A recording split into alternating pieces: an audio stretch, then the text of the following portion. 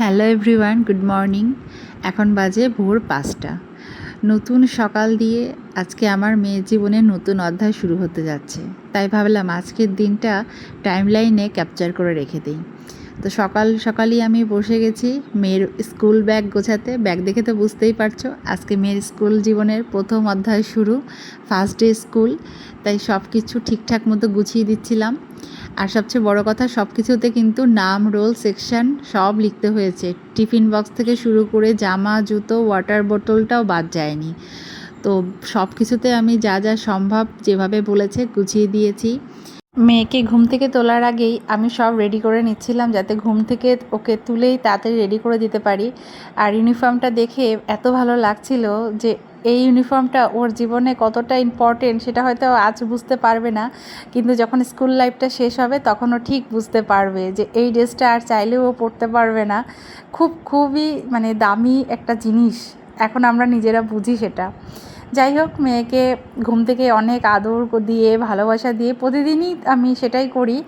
আজকে তার তো কোনো অন্যথা হবে না। তো বেচারা যাই হোক অনেক কষ্টে চোখ খুলতে পারছে না, তাও একটু কান্না করেনি। আমার মেয়ে এতটাই লক্ষ্মী, একা একা ব্রাশ করে নিয়েছে, কারণ ও জানে কিন্তু আজকে ওর স্কুল ফার্স্ট ডে। ওকে সেভাবেই আমি প্রিপেয়ার করেছি, বলতে বলতে আর কি মাইন্ডটাকে সেট করে দেয়া। যাই হোক, ও একটুকু কান্না করেনি, কিচ্ছু করেনি। তো যথারীতি মেয়েকে ইউনিফর্ম পরিয়ে রেডি করে দিচ্ছিলাম।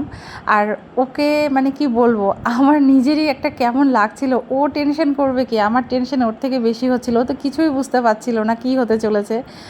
এই প্রথম মেয়েকে অচেনা মানুষের মাঝে ছেড়ে দেব, সেটা ভাবলেই বুকের ভিতরটা কেমন করছিল। যাকে 1 মিনিট আমি চোখের আড়াল হতে দেই না, সবসময় আমার সাথেই থাকে সব কিছুতে, আর ও মা ছাড়া কিছুই বোঝে না।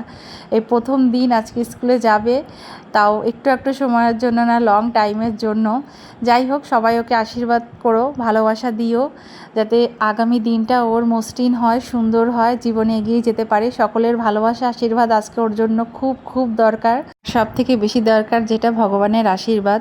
আমিও সেটাই চাই, নতুন জীবন শুরু হোক, ভগবানের আশীর্বাদ, সকলের ভালোবাসা, আশীর্বাদ নিয়ে। ওকে দেখছিলাম, আমি ভাবছিলাম চিন্তামুক্ত জীবন থেকে ঘাড়ে পিঠে ব্যাগের বোঝা দিয়ে ওকে একটি সংগ্রামের জীবনের দিকে ঠেলে দেয়া।